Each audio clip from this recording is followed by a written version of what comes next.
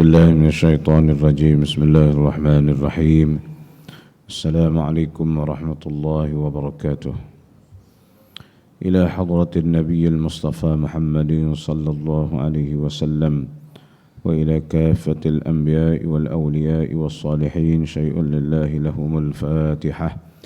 أعوذ بالله من الشيطان الرجيم. بسم الله الرحمن الرحيم. الحمد لله رب العالمين الرحمن الرحيم مالك يوم الدين إياك نعبد وإياك نستعين اهدنا الصراط المستقيم صراط الذين أنعمت عليهم غير المغضوب عليهم ولا الضالين آمين. الحمد لله رب العالمين وبه نستعين على أمور الدنيا والدين والصلاة والسلام على أشرف الأنبياء والمرسلين سيدنا ومولانا محمد وعلى آله وأصحابه أجمعين. قال رب اشرح لي صدري ويسر لي أمري واحلل عقدة من لساني يفقه قولي. سبحانك لا علم لنا إلا ما علمتنا إنك أنت العليم الحكيم. اللهم يا عليم علمنا من علمك ما ترضى به عنا ولا تؤاخذنا بما تعلمه منا. يا حليم خلقنا بخلق الحلم وحققنا بحقائق العلم. ربنا افتح بيننا وبين قومنا بالحق وأنت خير الفاتحين. ولا حول ولا قوة إلا بالله العلي العظيم. أما بعد. Alhamdulillah, teman sekali, marilah sama-sama kita merafakkan syukur pada Allah Subhanahu wa taala.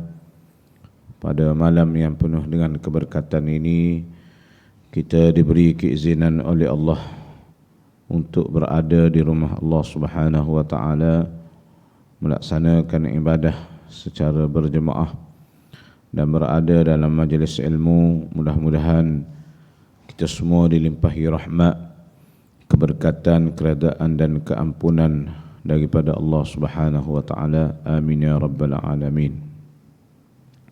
Tuan-tuan para hadirin yang dirahmati Allah, malam ni kita sambung perbincangan hadis kursi, kitab hadis kursi pada tajuk yang ke-17, iaitu keagungan dan kebesaran Allah Subhanahu wa taala.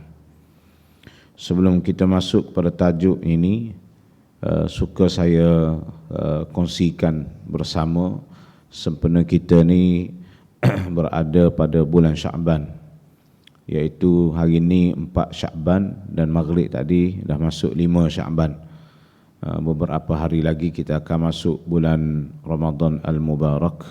Tak berapa lama lagi, tak sampai sebulan lagi. InsyaAllah kita akan masuk dengan persiapan, dengan persediaan yang kita lakukan, dan Nabi SAW sangat menggalakkan untuk kita buat persiapan. Nabi tunjuk kepada kita salah satu daripadanya ialah doa. Bila masuk bulan Rajab, Rasulullah mula berdoa, Allahumma barik lana fi Rajab wa Sya'ban wa ballighna Ramadan, menandakan persiapan kita untuk masuk ke bulan Ramadan Al-Mubarak. Maka persiapan-persiapan dari sudut jasmani dan rohani itu perlulah kita lakukan supaya kita dapat memasuki Ramadan dengan penuh persiapan, dengan penuh persediaan, dan kita dapat melaksanakan ibadah dalam bulan Ramadan dengan sebaik mungkin. Saya memetik tulisan Mufti Kerajaan Negeri Selangor yang lama dulu berkaitan dengan bulan Sya'ban. Beliau rahimahullah mengatakan, sebahagian besar umat Islam di Malaysia menerima saranan dan pengajaran daripada guru-guru dan orang tua memperbanyakkan amalan dalam bulan Sya'ban. Kita berada bulan Sya'ban ni. Ia berdasarkan sabda Rasulullah SAW yang bermaksud, bulan Rajab adalah bulan Allah, dan Allah telah melebihkan darjatnya dari segala bulan, seperti halnya kelebihanku atas segala makhluknya. Sya'ban itu bulanku, dan Allah telah melebihkan atas segala bulan seperti kelebihanku atas segala nabi-nabi, dan Ramadan pula adalah bulan umatku dan Allah melebihkan atas segala umat. Makna perbezaan fadilat yang ada dalam bulan Rajab, bulan Sya'ban dan bulan Ramadan, masing-masing mempunyai kelebihan yang dinyatakan oleh baginda Nabi sallallahu alaihi wasallam. Hadis ini menjelaskan tentang 3 bulan termasuk bulan Sya'ban, bulan Rajab, Sya'ban dan Ramadan.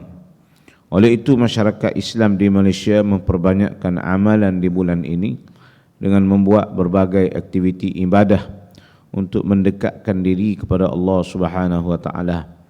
Jadi kita di Malaysia ni biasanya kita akan buatlah berbagai-bagai program, sama ada secara beramai-ramai ataupun secara individu, seperti ibadah puasa, membaca Al-Quran, berdoa, bersedekah, bertahlil, berwirid dan sebagainya. Berbagai-bagai program lah kita buat sebagai persiapan untuk kita masuk bulan Ramadan. Mereka yang sudah sebati dengan amalan tersebut melakukannya kerana mereka melihat kepada pengisian ibadah pada bulan atau hari tersebut tidak bertentangan dengan syariat Islam. Jadi mana-mana amal ibadah yang tidak bertentangan dengan syariat Islam kita laksanakan. Dalam bulan Sya'ban ke, bulan Rajab ke, bulan-bulan yang lain ke, tak kisahlah. Tetapi bulan Sya'ban ni kerana kita beberapa hari lagi nak masuk bulan Ramadan, maka sebagai latihan, guru-guru kita dulu, para ulama tanah air, tanah Melayu dulu menyarankan perkara-perkara ini sebagai persiapan untuk kita masuk bulan Ramadan. Semua amalan diyakini baik bagi mendekatkan diri kepada Allah. Antara contoh amalan yang dilakukan yang dianggap sunnah Rasulullah sallallahu alaihi wasallam, yang pertama ialah puasa sunat. Mengikut sunnah Nabi sallallahu alaihi wasallam memperbanyakkan puasa di bulan Sya'ban. Antara bulan yang Nabi SAW berpuasa, banyak Rasulullah berpuasa, ialah bulan Sya'ban. Bukan kata semua satu bulan tu, tapi banyak Rasulullah SAW berpuasa pada bulan Sya'ban. Yang kedua, membaca surah Yasin. Membaca surah Yasin. Nabi SAW menggalakkan umatnya membaca Al-Quran, setiap huruf diberi ganjaran pahala berganda. Surah Yasin adalah satu surah dalam Al-Quran. Jadi para ulama dulu, guru-guru dulu, mereka susun antaranya, mari kita pakat baca surah Yasin. Pakat baca surah Yasin kerana fadilat tersendiri yang ada pada surah Yasin. Bukan kata surah Yasin ni kena baca bulan Sya'ban, tidak. Bulan Sya'ban saja tidak. Bulan-bulan lain, hari-hari yang lain, masa-masa yang lain, bahkan mempunyai fadilat-fadilat pada ketika tertentu untuk kita baca. Bukan kata bulan Sya'ban saja, tetapi untuk memudahkan amalan dilaksanakan oleh masyarakat kita di Malaysia. Yang ketiga, banyakkan berdoa. Nabi SAW mengatakan bahawa doa itu senjata orang mukmin. Allah Subhanahu wa taala memerintah hamba-Nya berdoa supaya nescaya Allah Subhanahu wa taala memperkenankan doa mereka. Banyakkan berdoa. Maknanya kita tak putus-putus. Lepas solat pasti kita berdoa. Lepas baca Quran kita berdoa. Jadi doa ni merupakan senjata kepada kita. Maka kita panjatkan selalu berdoa kepada Allah Subhanahu wa taala. Yang keempat, mengadakan majlis kenduri. Nabi SAW menggalakkan bersedekah dan mengeratkan silaturrahim. Kenduri juga merupakan perhimpunan sanak keluarga. Salah satu amalan yang dianjurkan oleh Nabi SAW ialah menjamu orang makan. Menjamu orang makan. Kita jamulah. Kita di Malaysia ni biasanya kita di Selangor khasnya lah, ataupun di mana-mana saja di Masjid Surau, biasa malam Jumaat ada kita buat jamuan malam Jumaat ke, tak kisahlah. ada kuliah subuh, hari Sabtu, hari Ahad, buat jamuan, sarapan pagi, kita jamu. Masuk bulan Syaban ni, kita gandakan sikit sebagai persiapan untuk kita masuk bulan Ramadan ni. Yang kelima, bertahlil, kerana berpendapat tahlil itu mengandungi bacaan dari ayat Al-Quran, zikir la ilaha illallah, berdoa dan beristighfar, memohon keampunan terhadap keluarga yang meninggal dunia agar dicucuri rahmat. Semua ini amalan-amalan yang biasa dilakukan oleh umat Islam di Malaysia, khasnya bila masuk bulan Rejab ataupun bulan Syaban. Amalan-amalan ini tidak ada larangan untuk melakukannya pada bulan Syaban, dan tidak pula disunatkan kerana bulan Syaban. Bukan kerana amalan ini kita kena buat dalam bulan Syaban, tidak, ataupun hari atau malamnya, tetapi apa yang disunatkan ialah kerana kesunahan ibadah tersebut. Al-Hafiz Ibn Rajab rahimahullah menyebut diam kitabnya Lataiful Ma'arif tentang isu ini setelah membincangkan secara panjang lebar. Malam nisfu Sya'ban asalnya diutamakan oleh golongan tabi'in di kalangan penduduk Syam, antaranya Khalid ibn Mi'dan, Makhul, Luqman bin Amir dan lain-lain, di mana mereka beribadah bersungguh-sungguh pada malam tersebut. Terdapat beberapa hadis Rasulullah SAW mengenai fadilat dan kelebihan bulan Syaban. Antaranya, yang pertama, Uthman ibn Zaid menceritakan, saya telah bertanya kepada Rasulullah SAW, wahai Rasulullah, saya tidak pernah menyaksikan banyaknya puasa Tuan pada lain-lain bulan seperti di bulan Syaban. Lalu baginda SAW menjawab, itulah bulan Syaban, di mana ramai manusia lalai mengenainya, iaitu di antara bulan Rejab dan bulan Ramadan. Ini adalah bulan di mana segala amalan diangkat kepada Tuhan pemilik sekalian alam. Oleh itu saya, yakni baginda Nabi SAW, amat suka kiranya amalan saya diangkat ketika saya sedang berpuasa. Aisyah radhiyallahu anha menceritakan Rasulullah sallallahu alaihi wasallam telah bersabda yang bermaksud, sesungguhnya Allah Ta'ala turun pada malam pertengahan, yakni nisfu Sya'ban, ke langit dunia dan mengampunkan dosa-dosa orang yang lebih banyak daripada bilangan bulu-bulu Bani Kalb. Hadis riwayat Tirmizi dan Ibnu Majah. Sabda Rasulullah SAW yang lain yang bermaksud, apabila tiba malam nisfu Sya'ban, maka pada malam tersebut berjagalah kamu dengan mendirikan salat, beribadah, berpuasa pada siangnya. Allah Subhanahu wa Ta'ala berfirman yang bermaksud, sesiapa yang meminta ampun maka aku mengampunkannya. Oleh kerana bulan Syaban adalah bulan yang mulia di sisi Allah Ta'ala, di mana amal ibadah kita diangkat ke hadirat Allah Ta'ala, maka sewajarnya lah sepanjang bulan itu diisikan dengan amal ibadah sunat dan taqwa kepada Allah Subhanahu wa Ta'ala. Di antara amal ibadah itu ialah bertaubat, berselawat ke atas Nabi, berzikir, bertasbih dan sebagainya. Jadi kita perbanyakkanlah, gandakan bila masuk bulan Syaban ni, kita gandakan.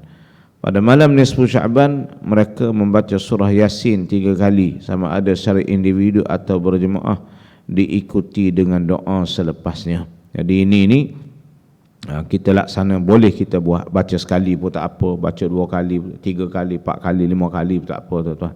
Tak ada masalah benda ini. Jadi yang penting ada pendekatan kita untuk menggandakan ibadah, amal ibadah kita bila masuk bulan Sya'ban. Baik. Jadi itu antara yang disebut oleh para ulama kita, yang disusun oleh ulama-ulama dulu berkaitan bulan Sya'ban, berkaitan dengan bulan Sya'ban. Baik. Kita kembali kepada tajuk kita dalam kitab Hadis Kursi, iaitu yang ke-17, keagungan dan kebesaran Allah Subhanahu wa Ta'ala.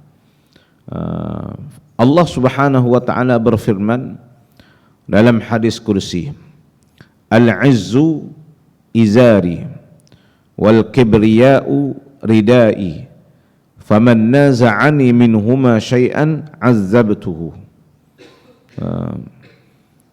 Allah berfirman dalam hadis kursi, mengatakan keperkasaan dan kemuliaan itu adalah pakaianku, kata Allah. Keagungan dan kebesaran itu ibarat selendangku, ridai, dan barang siapa yang menanggalkan keduanya dariku akan mendapat siksaan. Maknanya Allah Subhanahu wa taala memberi ancaman kepada hamba-hamba yang bersifat dengan sifat kebesaran, riya, takabur dan sebagainya. Baik, kata pengarang kita rahimahullah, perkataan al-izz, asal makna perkataan al-izz iaitu kemuliaan. Lawannya adalah kehinaan. Kemuliaan, lawan dia adalah kehinaan. Namun kemuliaan di sini kekuatan yang tidak dapat dikalahkan oleh orang lain. Itu maksud dia. Maksud kemuliaan al-izzu dalam hadis kursi ini ialah kekuatan yang tidak dapat dikalahkan oleh orang lain. Kerana itu kita huraikan al-izzu itu dengan keperkasaan dan kemuliaan. Al-izzu, keperkasaan dan kemuliaan, yang memberi maksud kekuatan yang tidak dapat dikalahkan oleh sesiapa pun makhluk Allah. Sifat izzah terdapat dalam beberapa ayat Al-Quran, sedang kata aziz terdapat pada puluhan ayat. Dia ada izzah, dia ada aziz, Abdul Aziz, hamba yang perkasa. Dalam Al-Quran banyak menyebut perkataan Al-Aziz, perkataan aziz. Allah Subhanahu wa taala berfirman, fa innal izzata lillahi jami'a. Kerana sesungguhnya kekuatan dan kemuliaan itu semuanya ialah milik Allah, diberikannya kepada sesiapa yang dikehendaki oleh Allah Subhanahu wa taala. Kekuatan dan kekuasaan milik Allah. Yang ada pada kita ini sedikit sahaja. Allah bagi kuasa kepada kita sebagai Perdana Menteri ke, sebagai yang di-Pertuan Agong ke, sebagai Menteri Besar ke, sebagai pegawai-pegawai tertentu ke, sebagai ketua-ketua tertentu ke, di peringkat-peringkat, di semua peringkat, di kampung ke, di kawasan ke dan sebagainya. Itu Allah Subhanahu wa taala bagi pinjam kekuasaan tu. Maka oleh kerana itulah orang yang memahami perkara ini, dia tidak akan menggunakan sewenang-wenang kuasa yang Allah Ta'ala bagi untuk melakukan keburukan. Seterusnya Allah Subhanahu wa taala berfirman, man kana yuridul izzata falillahil izzatu jami'a. Sesiapa yang mahukan kemuliaan, maka hendaklah ia berusaha mencari kemuliaan itu dengan jalan mematuhi perintah Allah, kerana bagi Allah jualah segala kemuliaan. Orang yang nak cari kemuliaan, sebagaimana yang kita bincang tadi, kemuliaan, al-izzah dengan maksud kemuliaan yang tidak mampu dikalahkan oleh sesiapa pun, ataupun kekuasaan. Jadi kata Allah, sesiapa yang mahukan kemuliaan, maka hendaklah ia berusaha mencari kemuliaan dengan jalan mematuhi perintah Allah. Maknanya bila dapat kuasa, bila dapat kemuliaan yang Allah bagi, maka hendaklah digunakan untuk kebaikan. Untuk kebaikan. Kerana segala kuasa adalah milik Allah. Kita boleh buat sesuatu kerana ada kuasa, kerana Allah bagi, kerana Allah bagi kepada kita. untuk kita melakukan sesuatu. Kita orang Islam diajar bila dapat kuasa, buatlah sesuatu berdasarkan keimanan, berdasarkan keadilan, berdasarkan syariat dan sebagainya. Dalam khutbah Jumaat kita di Selangor ni, antara doa yang dipanjatkan supaya Allah Subhanahu Wa Taala serahkan amanah untuk memerintah negara dan negeri kepada orang yang dapat melaksanakan keadilan berlandaskan syariat Allah. Maknanya berdasarkan ketetapan Allah. Sebab itulah kita ambil contoh orang-orang yang warak bila dapat kuasa, mereka tidak menggunakan sewenang-wenang kekuasaan yang ada pada mereka untuk melakukan keburukan. Sebab itulah pemimpin ini mesti bertakwa. Pemimpin ini wajib bertakwa. Orang lain wajib bertakwa. Tapi nak jadi pemimpin, lagilah kena ada sifat takwa, takut kepada Allah, melaksanakan perintah Allah, meninggalkan larangan Allah, berusaha untuk menggunakan kekuasaan berdasarkan apa yang diperintahkan oleh Allah Subhanahu Wa Taala. Kerana semua kuasa adalah milik Allah. Yang ada sikit-sikit pada manusia, pada hamba dan sebagainya, itu Allah bagi pinjam. Bagi pada ni sikit, pada orang ni sikit, pada orang ni sikit. Ketua kampung, cara kuasa ketua kampung. Perdana Menteri, cara kuasa Perdana Menteri. Yang di-Pertuan Agong, cara kuasa yang di-Pertuan Agong. Sultan ada kuasa dia. Semua itu milik Allah. Milik Allah. Jadi kalau sekiranya seseorang yang ada kuasa, mereka bangga dengan kuasa, riak dengan kuasa, angkuh dengan kuasa, bongkak dengan kuasa, maka dia menentang apa yang diperintahkan oleh Allah Subhanahu Wa Taala. Bahkan mereka memakai pakaian Allah yang disebut dalam hadis yang kita bincangkan tadi, al-'izzu izari wal kibriya'u ridai. Al-'izzu, keperkasaan dan kemuliaan itu adalah pakaianku, keagungan dan kebesaran itu ialah ibarat selendangku. Al-kibriya, takabur, membesar diri. Allah dalam Al-Quran, Allah bagi tahu dialah berkuasa, dialah maha hebat, dialah maha melihat, dialah maha melihat, maha mengetahui segala-galanya. Sifat kesempurnaan Allah bagi tahu kita. Kita tidak tahu dengan sendiri, Allah bagi tahu. Allah bagi tahu. Kalau pemimpin yang boleh kuasa, dia menggunakan, dia melakukan perkara-perkara yang bercanggah dengan agama, bangga, angkuh, sombong dan sebagainya, maka mereka ini golongan yang dicela oleh Allah Subhanahu Wa Taala. Dalam hadis kursi yang kita baca, disebutkan dalam hadis kursi yang lain, Allah Subhanahu Wa Taala berfirman, kullu 'izzin laysa billahi fahuwa zullun. Setiap kemuliaan yang tidak diredai Allah pada hakikatnya adalah kehinaan. Setiap kemuliaan yang tidak diredai Allah pada hakikatnya adalah kehinaan. Sebab itulah kita kena ambil perhatian dalam hal ini. Kalau ada orang nak jadi ketua, ada orang gila kepada kuasa, dia nak kuasa, apa-apa pun dia berjuang untuk kuasa. Bila dapat kuasa, dia menipu orang, dia mengkhianati orang dan sebagainya, maka itulah yang disebut oleh Allah Subhanahu Wa Taala ialah hakikat kuasa yang dia dapat itu adalah kehinaan bagi dia. Kehinaan bagi dia. Kemuliaan seperti itu bersifat palsu. Bersifat palsu. Kita, tentang para hadirin yang dirahmati Allah, kita dihidangkan dengan sejarah-sejarah.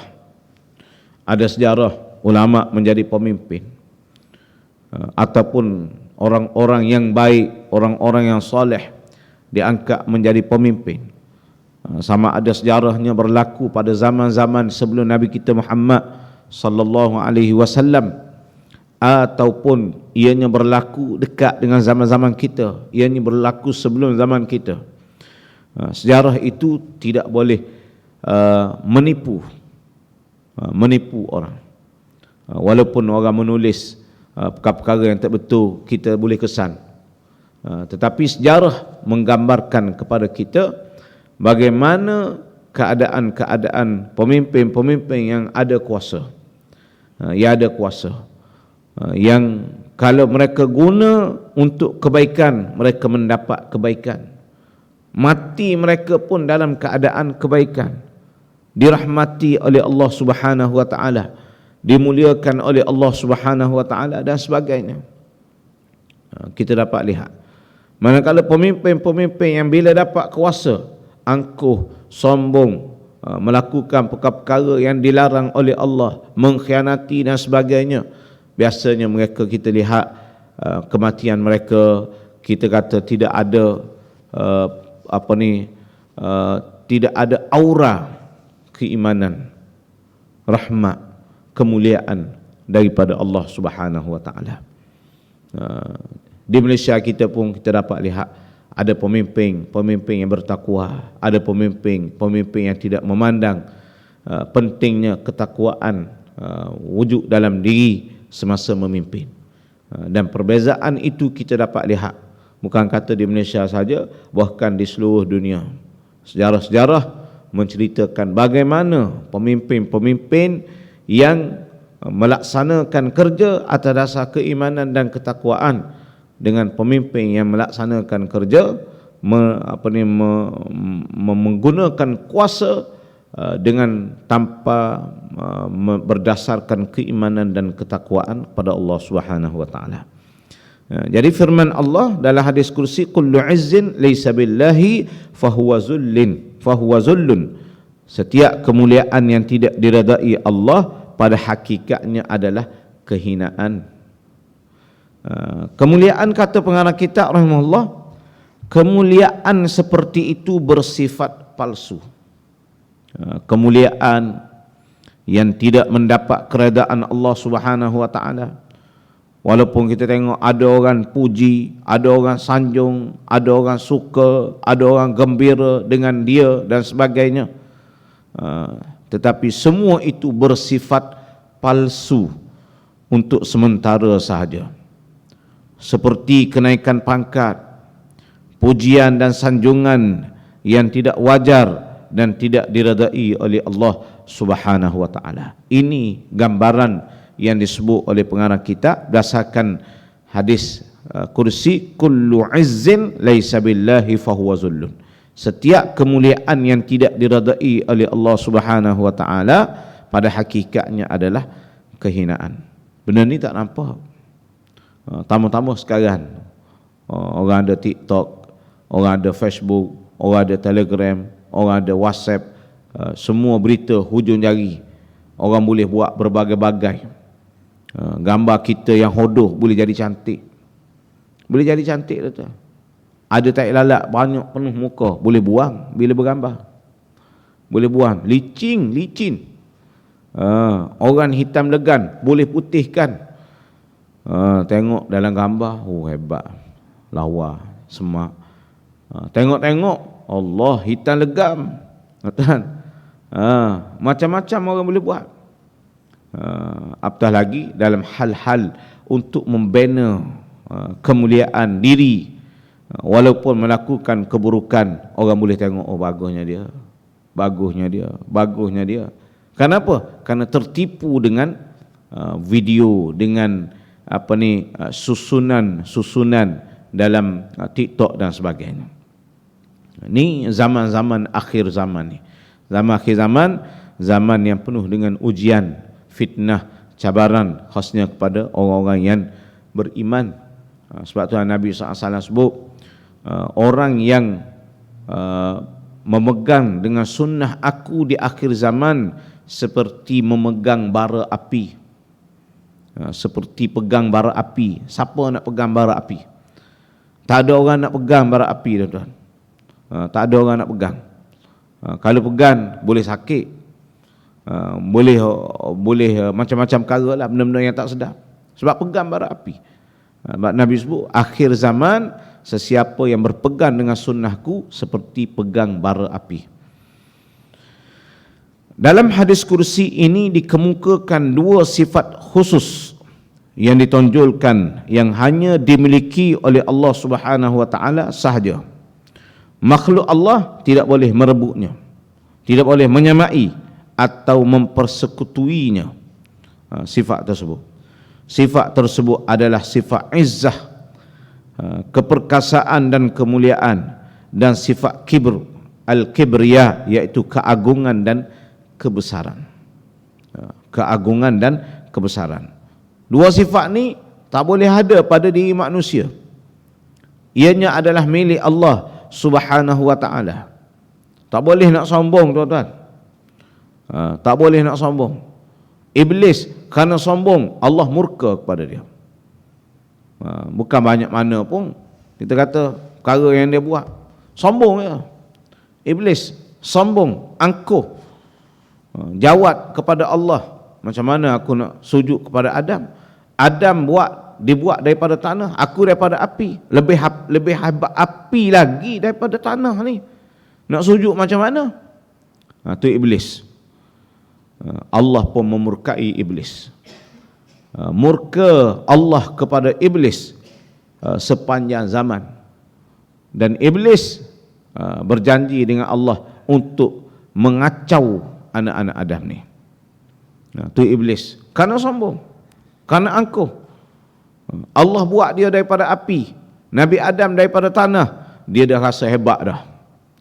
Sedangkan kehebatannya adalah milik Allah. Kehebatan yang ada pada iblis adalah pemberian daripada Allah. Maka kekuasaan, kemuliaan semua adalah milik Allah, tidak boleh dimiliki oleh hamba Allah. Izzah, al-kibriya tak boleh ada, haram ada pada diri manusia. Sebab tu kita kena merendah diri. Merendah diri, kena jagalah. Maknanya sifat tasawuf tu kena belajar.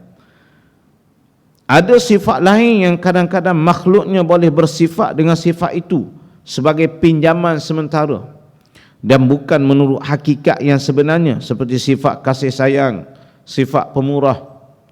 Kita sebagai makhluk, kita boleh jadi pemurah, kita boleh sifat dengan sifat pemurah, tetapi sifat pemurah itu adalah pemberian Allah juga. Pemberian Allah juga. Sifat kasih sayang, Ar-Rahman, Ar-Rahim, ianya adalah pemberian Allah. Kita sayang pada isteri, sayang pada suami, sayang pada anak-anak, sayang pada rakan-rakan, sayang kepada ibu ayah, pada keluarga dan sebagainya. Itu adalah sifat yang ada pada Allah yang boleh dipinjamkan Allah bagi kepada kita untuk kita guna. Untuk kita guna, bukan untuk membanggakan.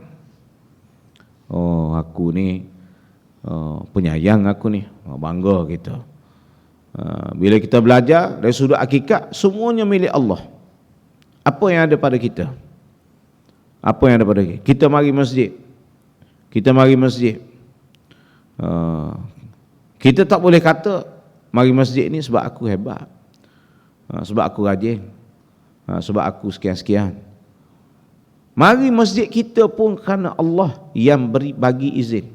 Duduk dalam majlis ilmu, duduk iktikaf dalam masjid, baca Quran, berzikir, niat iktikaf, semuanya dengan izin Allah. Allah bagi. Allah bagi. Jadi apa yang milik kita? Tak ada milik. Atas dunia ni sebagai ujian, Allah bagi. Bagi kasih sayang, bagi sifat pemurah, bagi kemampuan, bagi tenaga, bagi boleh berfikir, bagi boleh pandai, boleh melihat, boleh mendengar. Allah bagi untuk uji kita. Hakikat sebenar semuanya adalah milik Allah. Allah bagi itu sebagai pinjam. Bagi pinjam. Tuan-tuan, kalau kita kembali ke alam arwah sebelum kita keluar ke dunia ini, kita ada apa? Kita ada apa? Tak ada apa-apa kita ni. Roh kita semasa di alam arwah dulu, sebelum lahir ke dunia, itu pun Allah yang buat. Itu pun Allah yang buat.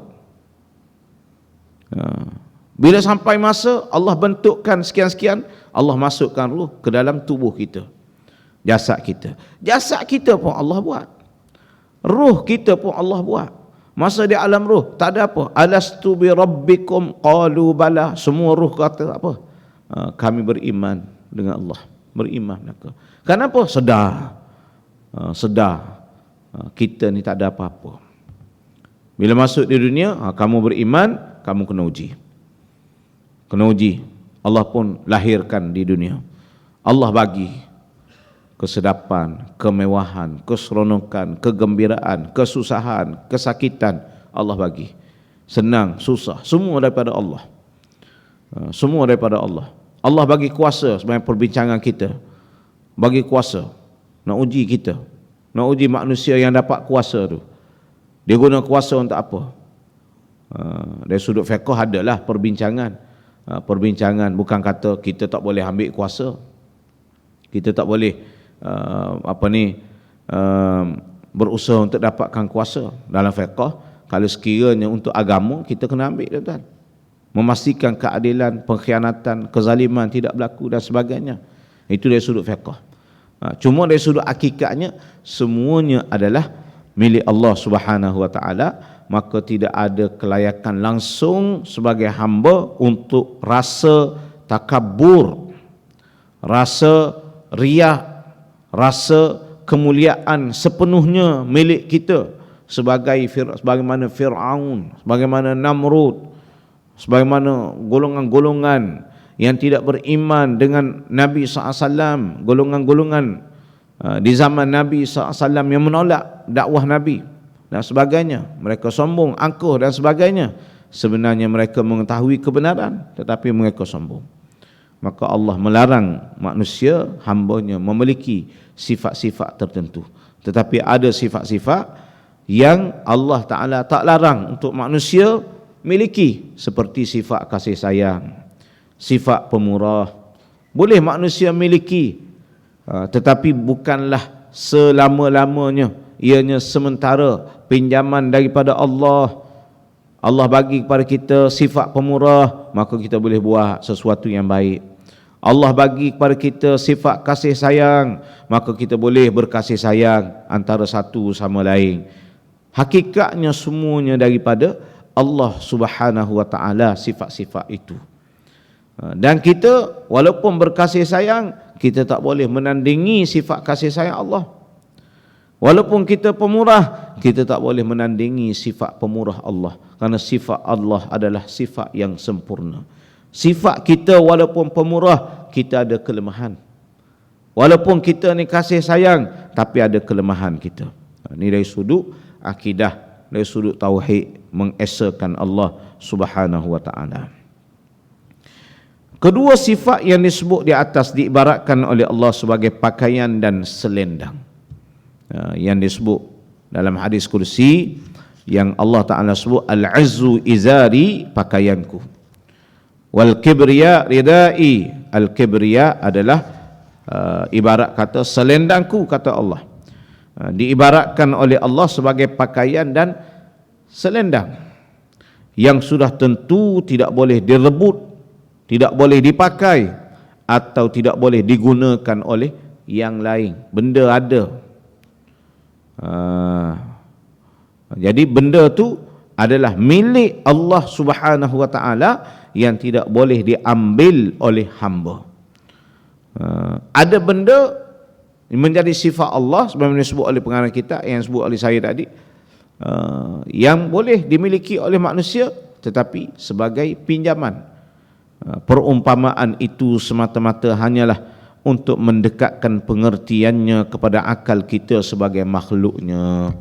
Bukan nak beri gambaran bahawa Allah ni ada tubuh, kerana itu ada pakaian.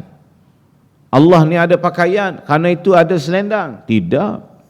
Itu dari sudut akidah tak betul pula kalau buat gambaran begitu. Allah berjisim, Allah bertempat dan sebagainya. Jadi itu tak betul. Jadi kata pengarang kita hanya untuk mendekatkan pengertian kepada akal kita sebagai makhluknya. Kita ni tuan-tuan payah faham. Payah faham tuan-tuan. Walaupun cerdik macam mana sekalipun, kalau tak kena cara, tak faham tuan-tuan. Tak faham. Tambah-tambah benda gaib.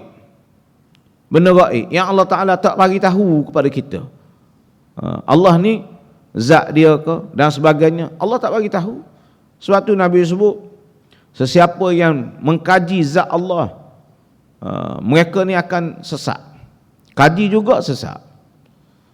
La tatafakkaru fi zatillah, kata Nabi SAW. Jangan kamu fikir, jangan kamu kaji, jangan kamu selidiki zat Allah. Tak payah selidiklah. Allah ni ada tangan ke? Ada orang nak. Allah ni duduk di langit ke? Duduk di mana ke? Ada orang nak buat begitu. Kata Nabi jangan. Kerana benda ni Allah Ta'ala tak cerita pun. Allah tak cerita. Bila tak cerita, tak ada pengetahuan berkaitan dengan perkara tersebut. Kata Nabi, kalau kamu fikir juga, kamu akan binasa, kamu akan sesat. Kata Nabi SAW. Jadi perumpamaan pada hadis qudsi ini, kata pengarang kita, semata-mata hanyalah untuk mendekatkan pengertian kepada akal kita, lemahnya akal kita ni sebagai makhluk Allah. Hebat macam mana pun, kena ada cara tertentu untuk mudah faham. Untuk mudah faham. Barang siapa yang hendak menyamainya atau mempersekutuinya akan dilemparkan ke dalam neraka dan diseksa setimpal dengan kesalahannya. Tegasnya, orang yang kebetulan dianugerahi kemuliaan, misalnya kenaikan pangkat, mendapat pangkat yang tinggi, memegang kuasa dan hak, dipilih oleh rakyat menjadi wakilnya dan lain-lain, tidak menyalahgunakan anugerah tersebut sehingga seboleh-boleh, sehingga seolah-olah berkuasa mutlak, gagah, sombong dengan sewenang-wenangnya menggunakan kekuasaannya. Tak boleh. Perbuatan seperti itu termasuk dalam mempersekutui sifat Allah. Ambil sifat Allah, ambil sifat Allah, letak pada kita. Sifat Allah yang dilarang ambil. Sifat Allah yang dilarang ambil, tak boleh ambil. Ada kuasa, rasa bangga, rasa boleh buat apa sahaja, kena sedar itu daripada Allah. Bila ada kesedaran itu daripada Allah, maka pasti orang tu akan melakukan mengikut kehendak Allah, bukan mengikut kehendak hawa nafsu.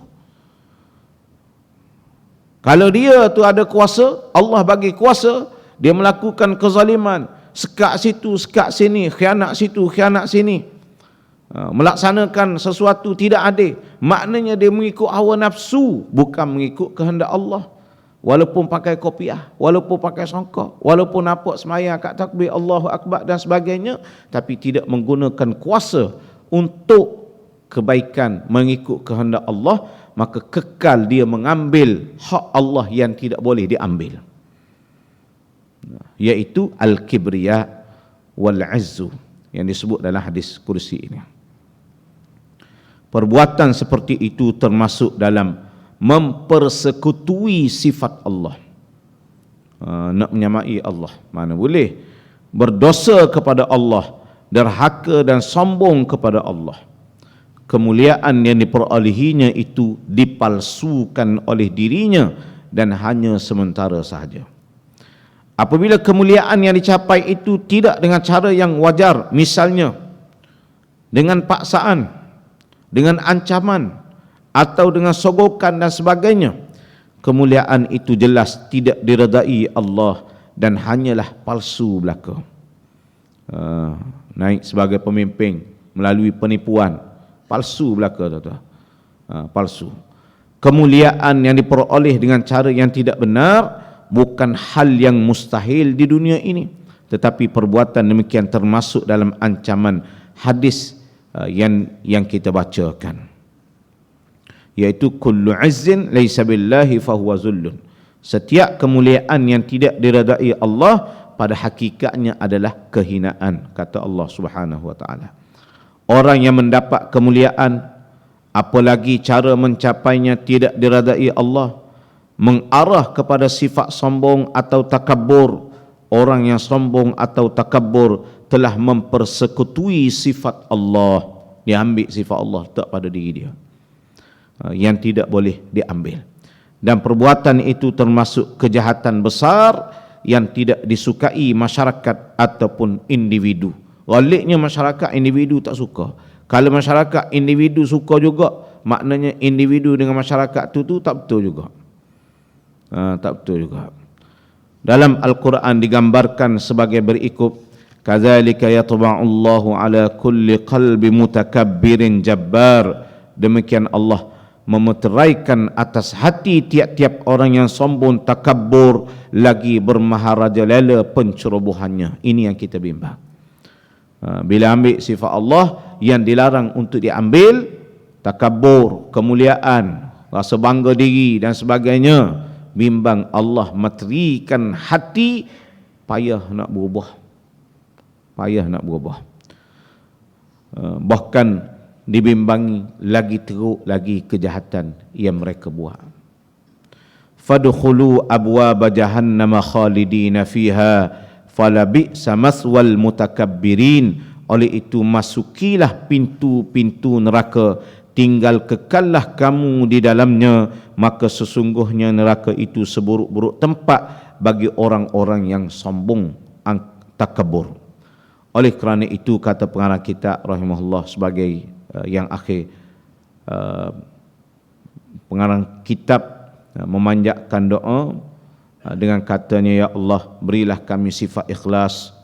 Kena ada ikhlas lah. Jauhkan kami dari sifat riak, takabur dan sombong, serta sifat-sifat atau perbuatan yang mendekati perbuatan mempersekutukan Engkau. Mudah-mudahan tuan-tuan perbincangan kita pada malam ni dapat memberi pengetahuan tambahan dan memantapkan pengetahuan kita, memahamkan dan meningkatkan keimanan kita kepada Allah Subhanahu wa taala. Qul qawli hadza wa astaghfirullahal azim li wa lakum.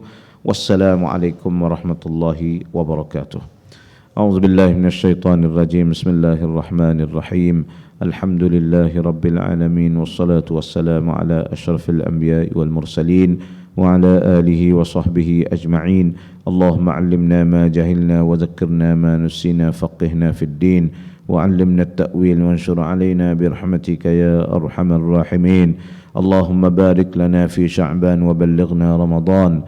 Allahumma rabbana atina fid dunya hasanah wa fil akhirati hasanatan wa qina 'adzaban nar.